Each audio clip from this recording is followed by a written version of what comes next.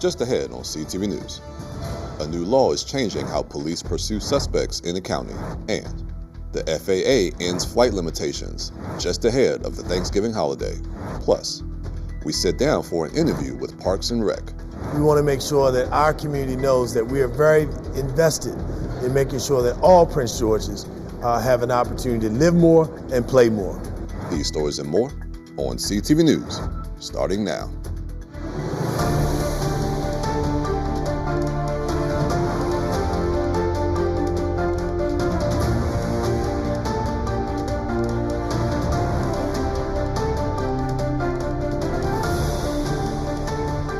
Good evening. This is CTV News for November 17th. I'm Anaya Falcon. And I'm Jonathan Hunter. Thanks for joining us. The Prince George's County Council has a busy 2 days on tap as it will finish up the legislative session for the year. The County Council today passed Zoe's Law unanimously. The bill was inspired by 3-year-old Zoe Harrison, who was killed in March after a driver fled from a traffic stop. Zoe's family was in attendance today to speak in favor of the bill. It would require annual reporting on vehicle pursuit data and modifying mutual aid agreements between the police department and local municipalities to ensure a uniform vehicle pursuit policy within the county. I hope they walk away knowing that the community cares and that we are not going to let this tragedy go by without change. Zoe means life. So we let the light of her life shine, because she was a happy baby, happy child, go lucky. She loved her family. We're family oriented. We're not perfect, but we're family. And that's my family, my grandchild.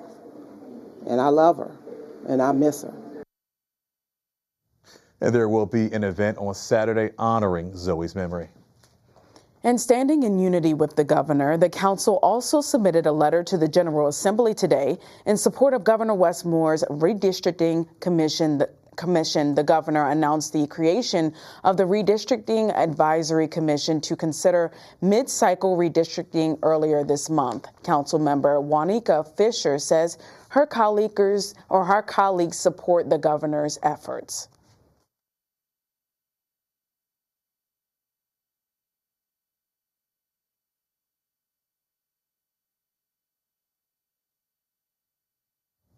The County Council voted on a measure that will prevent cars and bike lanes on county roads, which has been a big problem. The bill passed with the entire council's support, and it bans stopping, standing, or parking in county bike lanes.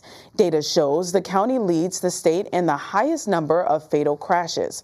Last month, Lisa Martin, a cyclist, was killed in a hit and run on Beltsville. District 3 Council member Eric Olson, who sponsored the bill, says this will keep bikers safer. Are dedicated for bikes, and they shouldn't be used for stopping and standing and automobiles. I mean that's we're trying to make sure that everybody's safe. We have too many pedestrian and cyclist deaths in the county, and this will really help. A similar bill was passed in Montgomery County earlier this month. And a $1.4 billion budget hole is opening a fierce political fight in Maryland. And Governor Wes Moore says one thing is off the table. Moore is rolling out any tax hikes as the state projects a major deficit for fiscal year 2027, a dramatic swing from the surplus expected earlier this year. His administration says federal job cuts, slower economic growth, and rising costs in programs like SNAP and Medicaid are driving the gap. Republicans call the shortfall a predictable result of overspending and say Democrats pushed long-term programs without a plan to pay for them. Moore insists the budget stays balanced without raising taxes. And a recent report calls for change in Maryland's juvenile justice practices. A report from the Commission on Juvenile Justice Reform and Emerging and Best Practices finds that Maryland's practice of automatically charging children as adults for serious crimes doesn't improve public safety, and it fails to protect communities and disproportionately impacts children of color. The report supports the option for judges to waive children's cases to adult criminal court with appropriate ages. Some state attorney across Maryland worry that implementing the recommendations would put violent offenders back on the streets. And a major green light for travelers. The FAA is ending the flight slashing order that disrupted air travel nationwide for more than a week. Today, airlines returned to their regular schedules. The FAA lifted its emergency limits on commercial flights at 40 major airports. These restrictions were put in place because several air traffic controllers called out during the government shutdown. This weekend, less than 1% of flights were impacted as more controllers returned to work. Airlines say they expect operations to fully stabilize ahead of the busy Thanksgiving travel rush. And meantime, a $10,000 thank you. That's what the Department of Homeland Security is now offering some TSA officers who worked through the 43-day government shutdown. Homeland Security Secretary Kristi Noem announced the bonuses during a stop at Houston's Bush Intercontinental Airport, praising what she called an exemplary service by TSA staff who stayed on the job despite weeks without pay. DHS hasn't said exactly who qualifies, and with roughly 50,000 officers nationwide, covering everyone would cost about $500 million. And a fire watch was issued for several Maryland counties over the weekend due to gusty winds, low humidity, and dry conditions. The National Weather Service put several counties on watch, and Prince George's, Montgomery, Howard, and several other surrounding counties experienced wind gusts as high as 25 miles per hour. Those gusty winds continued all day today, but they are expected to ease tonight as temperatures drop quickly this evening. And in the meantime, an early morning fire disrupted rail services for nearly an hour. Crews responded to a fire in the 2000 block of Kenilworth Avenue just before 4:30 a.m. According to reports, the fire started outside and spread to a nearby building and multiple trailers. A second alarm was sounded due to weather conditions, and the orange and silver line trains between Cheverly and Minnesota Avenue have since been returned to normal. And you're watching CTV News. I'm Anaya Falcon. And I'm Jonathan Hunter. Still to come, a local university recently received a multi-million-dollar donation as a gift. After the break, we'll find out who will receive it and what they plan to do with the money. Stay with us. Come on, move. Of course, there aren't any spots.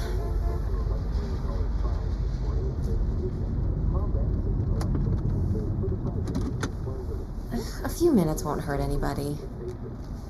Thanks, Grandma.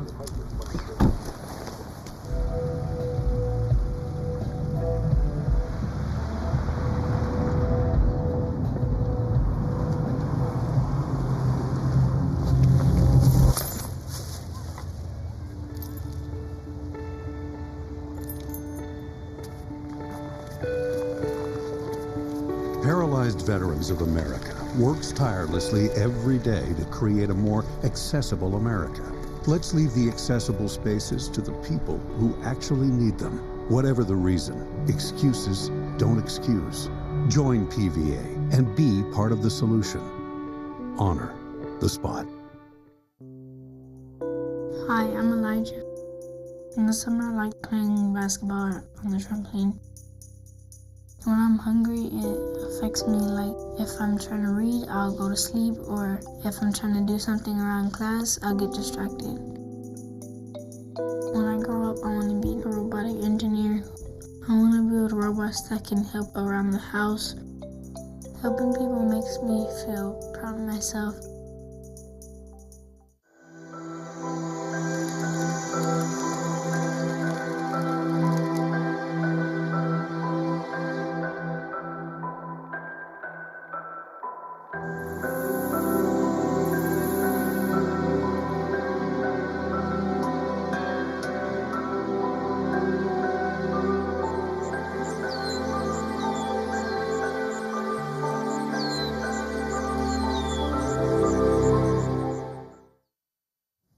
Welcome back. Bowie State University recently received a $50 million gift. The gift came from philanthropist Mackenzie Scott and is the largest single contribution in the university's history. Bowie State officials say the gift will strengthen the school's endowment and advance key priorities in the school's new strategic plan. Brent Swinton, Vice President of Philanthropic Engagement, says he is grateful for what Mackenzie Scott is doing for Bowie State. The timing of Ms. Scott coming back around and reinvesting in institutions such as Bowie State University just could not be better. As you all know, across the national landscape and across higher education, funding is being cut left and right. States are suffering, and therefore state institutions such as Bowie State University have had to really account for budget cuts. In the last few years, Scott has donated more than $400 million to HBCUs across the country. And tuition-free courses at Prince George's County Public Schools is expanding.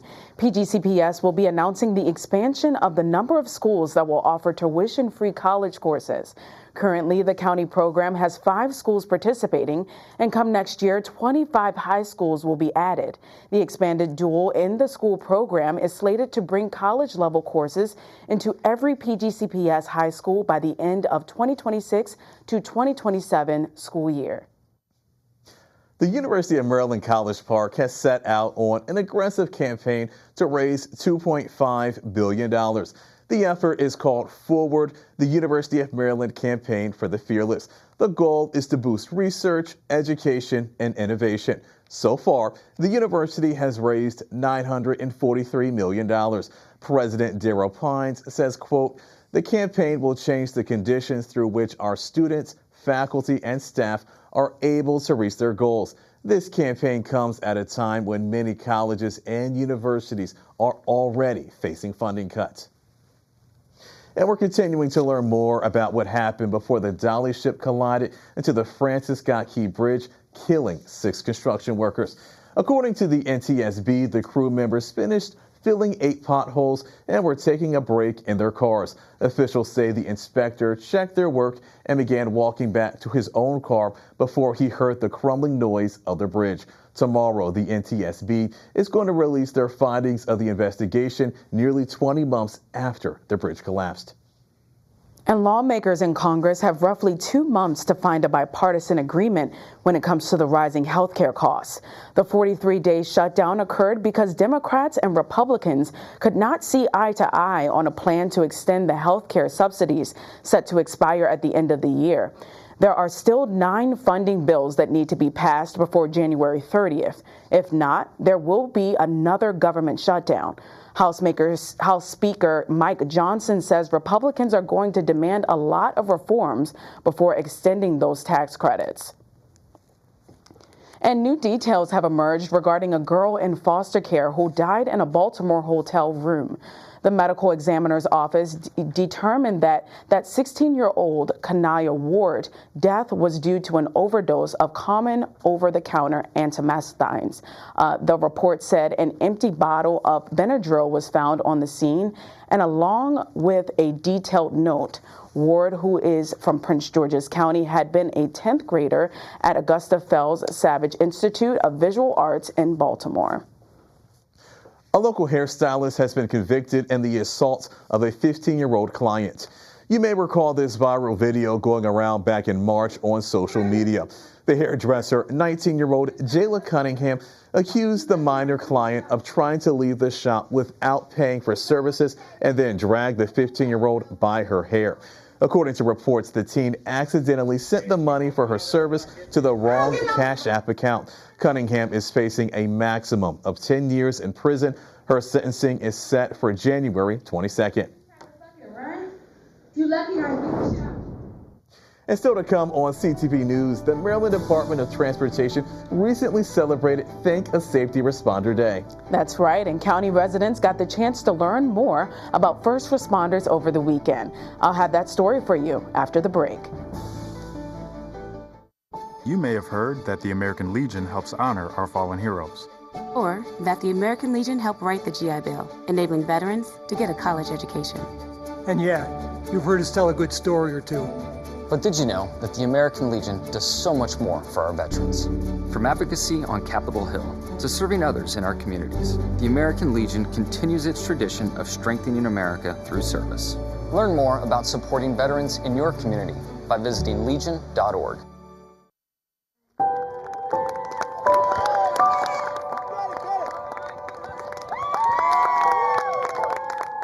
Good job, buddy!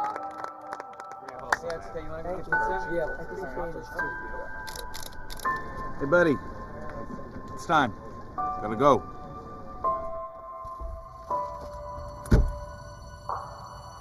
Listen, I could be there in 15 minutes. Yep, see you soon. All right, you know the drill. Your brother could always do it. That's what I thought.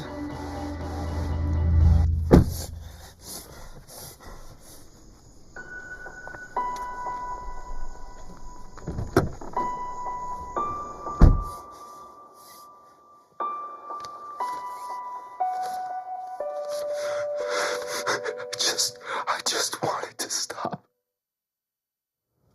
And people were able to learn about first responders' daily tasks during an event on Saturday in Hanover. The Thank a Safety Responder Day event was hosted by the Maryland Department of Transportation State Highway Administration.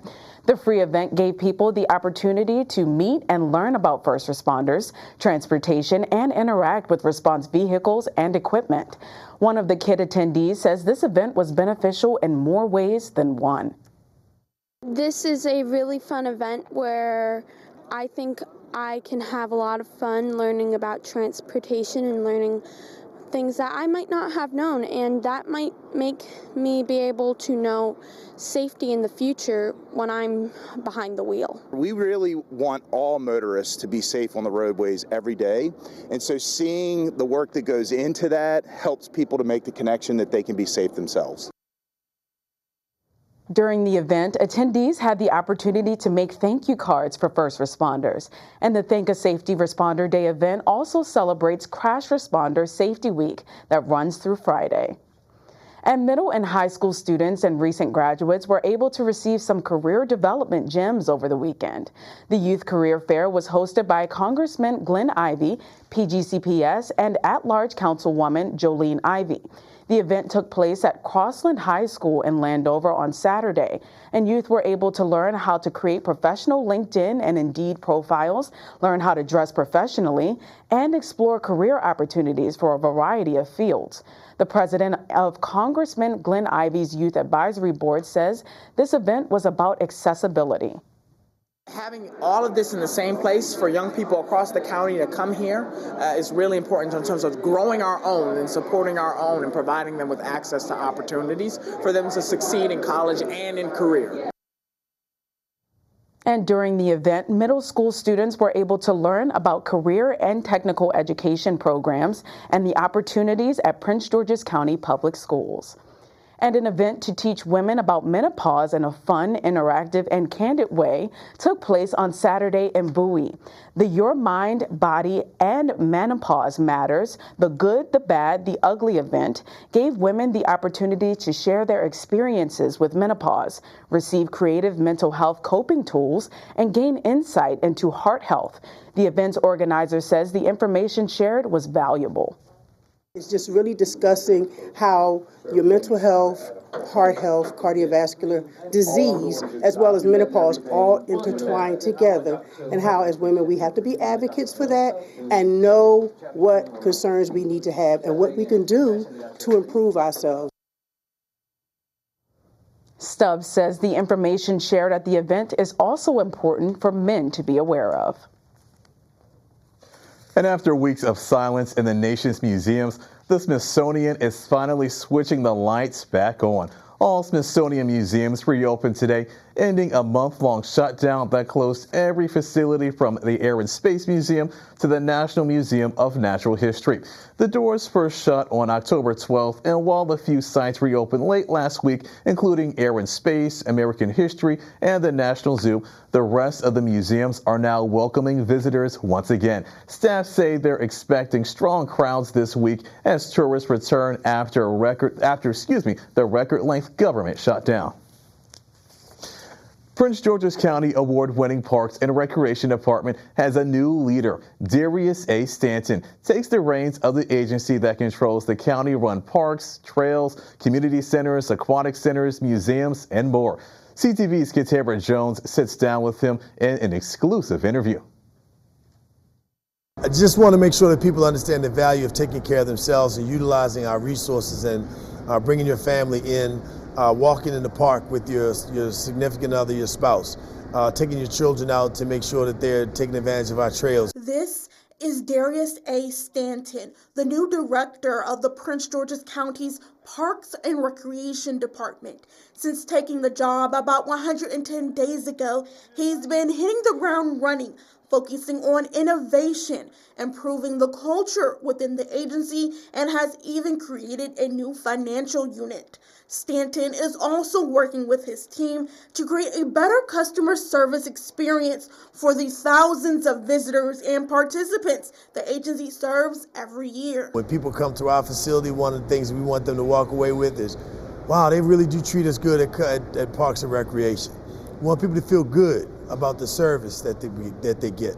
And when there are challenges or things that don't go right, we want to make sure that we address those things right away, and that we communicate, that we follow up, and just are very responsive with regard to needs. The county's Parks and Recreation Department runs more than 40 community centers, 7 museums, and has more than a dozen walkable and bikeable trails.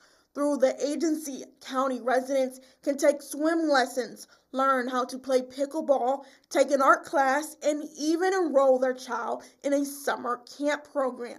The department is also a nationally recognized organization. Our organization, the Department of Parks and Recreation here with the Maryland National Park and Planning Commission, along with our Parks Division on the Montgomery County side, has won 6 gold medals.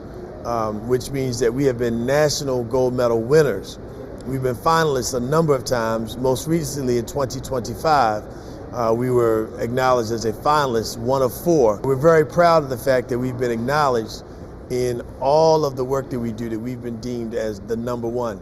There's no other organization in the country that has 6 gold medals. We're the only one that holds that distinction. With Prince George's County home to more than 900,000 residents, the department has been laser focused on being more inclusive and accessible for seniors, as well as children and adults living with various disabilities. We serve the entire county population, and so in doing that, we want to make sure that we are foremost in providing those resources, and that we're very doing it in an intentional fashion, so that and strategically. So we include it in our budget. It's part of our programming. Katara Jones, CTV News. Thanks, Katara, for that story. For more information on activities that's right for your family, you can visit pgparks.com.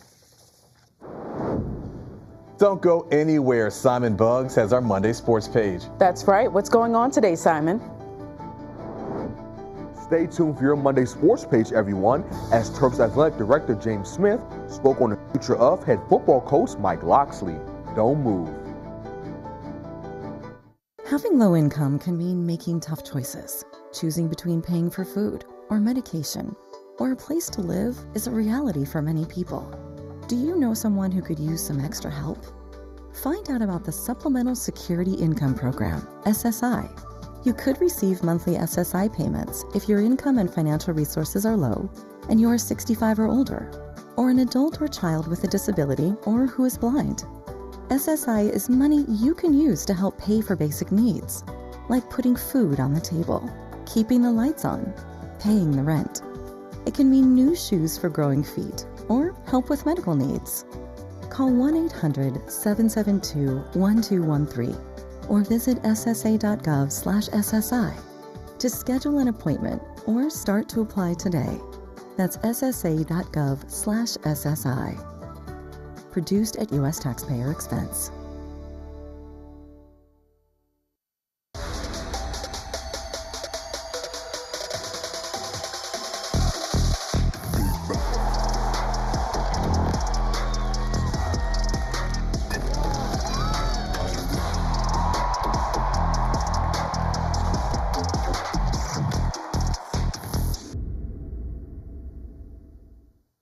Okay, everybody, we begin your Monday Sports Page with a quick recap of some high school playoff action on the gridiron.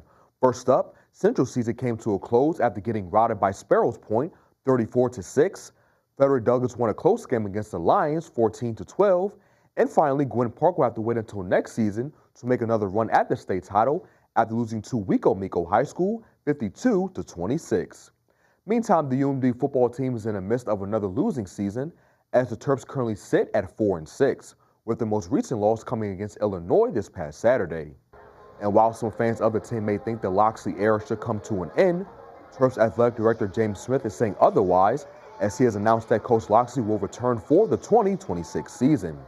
Smith touched on in a letter not only his support of Loxley, but also that he will be committing more resources to the football program going forward, which includes strengthening the program's NIL support. Despite the last 2 seasons, Loxley has had success with the program, guiding the Terps to 3 consecutive bowl victories from 2021 to 2023, making him the only coach in the school's history to do so. Maryland will end the regular season hosting Michigan, followed by a road trip to Ford Field in Detroit to match up against Michigan State. And sticking with Terps sports news, the men's basketball team took down Marquette over the weekend, 89-82. The next opponent will be Mount St. Mary's on Wednesday at 7 o'clock. And on the flip side, the women's basketball team cruised to a 84-68 victory over Princeton yesterday. The Lady Terps will face off next versus Bethune-Cookman on Thursday at 6. And in NFL news, there was an overseas matchup yesterday morning as the Washington Commanders took on the Miami Dolphins in Madrid. The matchup was close throughout as regulation ended with both teams being tied at 13-all going into overtime after kicker Matt Gay couldn't convert on the potential game-winning kick in the fourth quarter. Washington got ball first in overtime, but the turnover bug bit them as Marcus Mariota threw this costly interception on the first play of the team's drive. This led to Miami going down the field and getting in field goal position, which the kicker made from 29 yards to win them the game 16-13. Just another bad loss from a team that has gone over a month without winning a game. Here's head coach Dan Quinn after the team's 8th loss of the season. This one stings. Guys are definitely hurting, and in a lot of spaces they battled, and we had our opportunity to go win it. We didn't get that done. Creating a takeaway on defense when you have a chance to go do that, or missed chances at a touchdown in the low red zone, missed kicks, getting a chance to get a lead and not being able to close it out. Obviously, like, that's the part that stings the most, because gave ourselves finally a chance to put ourselves in a spot to go win. And the Commanders' next game won't be easy, as they'll have to go up against the AFC West leading Denver Broncos and their stingy defense on November 30th. Yeah, it's not easy being a Commanders fan right now, y'all. Wrapping up sports with some news from my alma mater, the Bowie State men's basketball squad lost a close game to Westchester University of Pennsylvania this past Saturday, 76-73. The Bulldogs are now 0-2 on this season. But the women's team was able to get a dub over the weekend, though, taking down Shepherd University 82-72. The Lady Bulldogs now sit at 1-1 on the young season. And that is your Monday Sports Page. See you guys tomorrow. All right, thanks, Simon. Let's get a look at our 3-day weather forecast. Tonight will be mostly clear out with winds around 7 miles per hour. Tomorrow, it'll be mostly sunny with a high of 48, and we have a 50% chance of rain. Wednesday will be mostly cloudy. We'll have a high of 51 and a low of 42. Thursday will be partly sunny with a high of 54, but the rain returns Thursday night. And for our community calendar, this Saturday, Prince George's Community College Center for the Performing Arts Department presents the Swinging Owls Jazz Band Fall 2025 concert. The Owls will be performing jazz standards in a fun and intimate evening concert. This event takes place at 7:30 p.m. And for more information, contact 301-546-7422. See something strange in your neighborhood or have a story idea, you can reach out to our CTV News tip line. Yes, you can give us a call at 301-336-4085, or you can send us an email to ctvnews@pgctv.org. As always, we look forward to hearing from you. And that wraps up CTV News for now. Thanks for joining us. We'll see you again tomorrow. Have a good night.